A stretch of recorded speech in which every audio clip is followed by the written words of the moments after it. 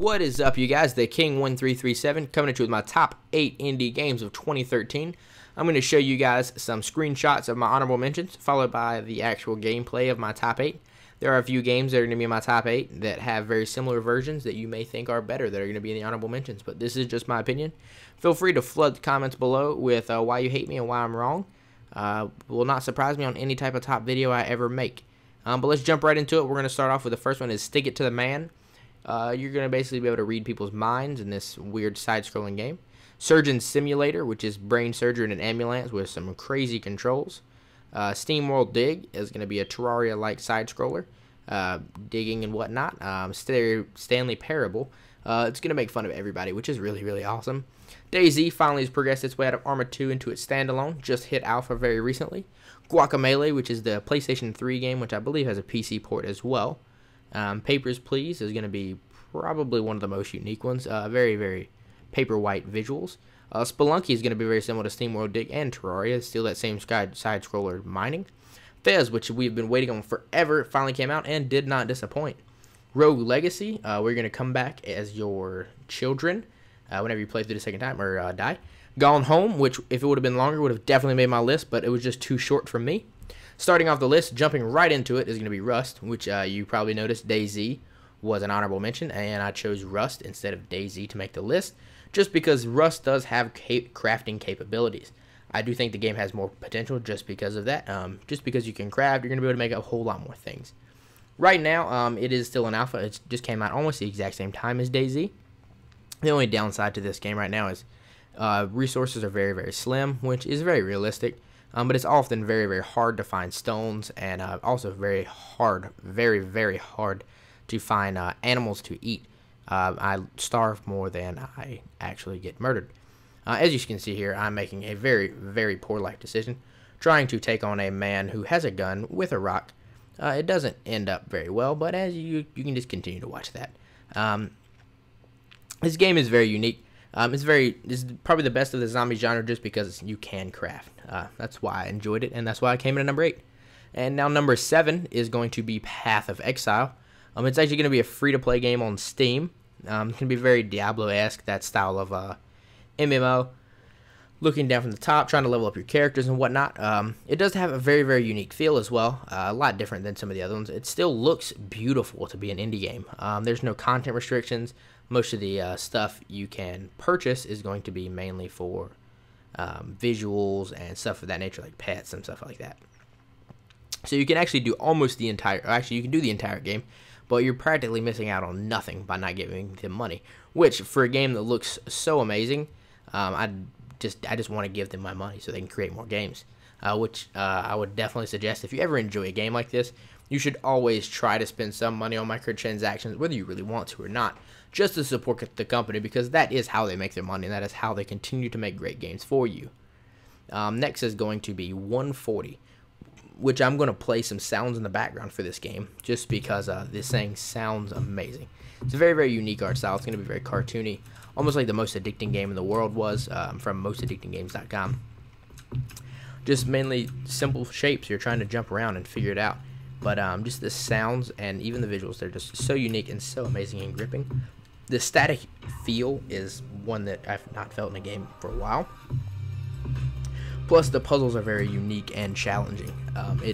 As you can see, I'm struggling through this section of the game. And I mean, I struggled through most of the game. Just because a lot of it was timing based. It was very meticulous. You had to wait when I wanted to rush, and you have to do the game. You have to play this game at the game's pace. You cannot play this game at your pace because you will never beat it that way, which I'm not used to in games. But I do definitely recommend this game. Plus, it's only like $3 or $4 on Steam, so well worth the money. Number 5 is going to be Starbound, which is the reason why you don't see Spelunky or SteamWorld Dig, because it's very, very similar to those. A lot more unique, though. You have almost endless planetary exploration, which is a very unique aspect, and it's very, very fun. I do enjoy that a whole lot just because of that. And the multiplayer is going to be so amazing, whereas SteamWorld Dig does not have multiplayer, and the Spelunky just has a local multiplayer. So I think that gives this game a huge advantage. And then the creatures and stuff are all randomly generated for the worlds, which is really, really cool, just because, like, on a certain type of planet, like a robot style planet, you're gonna be fighting like unique little robots, whereas the plant style, all the creatures just look completely different. It's really, really awesome how they put that much content into it. It's still in alpha, I believe, as well. You can get the early access through Steam. I believe it's like $15. Definitely worth it. Spent way too many hours on that so far.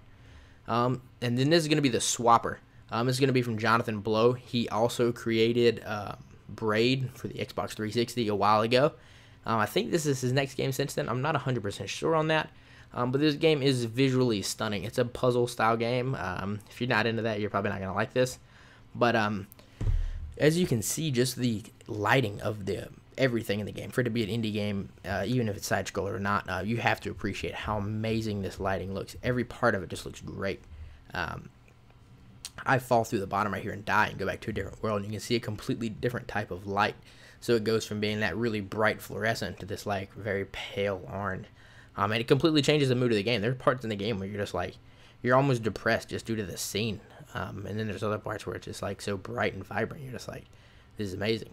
I do think games like that, that can control the environment, often can control the emotions of the player, which is awesome.